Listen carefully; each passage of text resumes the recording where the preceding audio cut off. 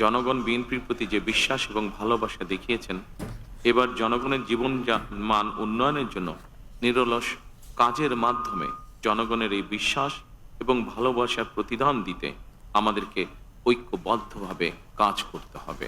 যেভাবে আমরা গণতন্ত্র প্রতিষ্ঠার লড়াইয়ে ভূমিকা রেখেছিলাম, একইভাবে এবার দুর্নীতি এবং আইন শৃঙ্খল নিয়ন্ত্রণ এবং জনগণের প্রতি জবাবদিহিতার মাধ্যমে আমরা বাংলাদেশকে একটি নিরাপদ মানবিক বাংলাদেশ হিসাবে প্রতিষ্ঠার জন্য যার অবস্থান থেকে আমরা ভূমিকা রাখি।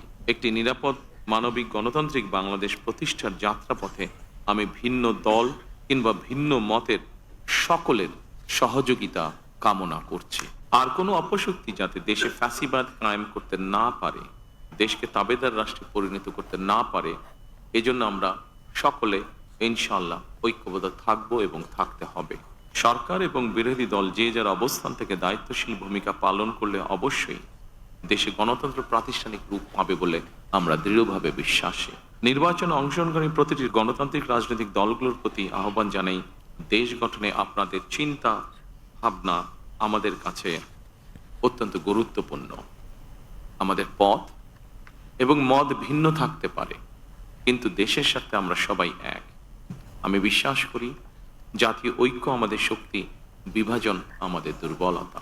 নির্বাচনে একে অপরের বিরুদ্ধে কিংবা এক দল আরেক দলের বিরুদ্ধে প্রতিদ্বন্দ্বিতা করতে গিয়ে নির্বাচনের মাঠে হয়তো কোথাও কোথাও নিজেদের মধ্যে ভুল বোঝাবুঝির সৃষ্টি হয়ে থাকতে পারে।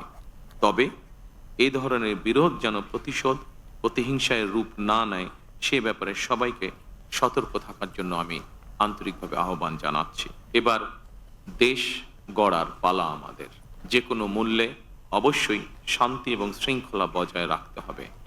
কোনো রকমের অন্যায় কিংবা বিয়ানি কর্মকাণ্ড আমরা বরদাস্ত করব না। দলমত ধর্ম বর্ণ কিংবা ভিন্ন মত যাই থাকুক, কোনো অজুহাতে অবশ্যই দুর্বলের উপরে সবলের আক্রমণ আমরা মেনে নেব না। ন্যায়পরায়ণতা হবে আদর্শ। আইনের শাসন প্রতিষ্ঠা করা না গেলে আমাদের সকল চেষ্টা ব্যর্থ হয়ে যেতে পারে।